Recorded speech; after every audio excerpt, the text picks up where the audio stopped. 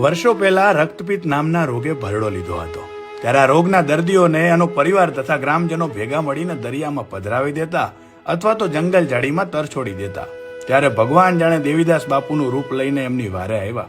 આજુબાજુના ગામના તમામ રક્તપિત્તિયાઓને આશ્રમમાં લાવી એમની સેવા ચાકરી કરે, લોહી પરું લૂછી નવરાવી ધોરાવી અંગે ભસ્મ તેમજ આયુર્વેદિક ઔષધિઓ લગાડીને આ મહાવિકરાળ રોગને કાબૂમાં લીધો, એનો જડ મૂળથી નાશ કર્યો.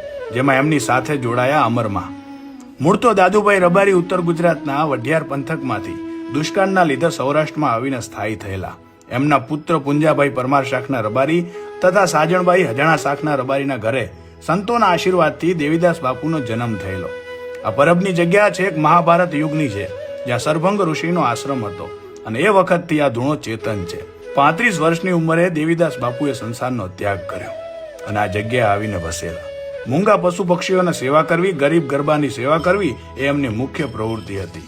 હાલ અહીં મુખ્ય 9 સમાધિ આવેલ છે અને અહીંયા દેવીદાસ બાપુએ અષાઢી બીજના સમાધિ લીધેલ હોવાથી દર વર્ષે ભવ્ય મેળાનું આયોજન થાય છે, જ્યાં લાખો ભક્તો દર્શને આવે છે.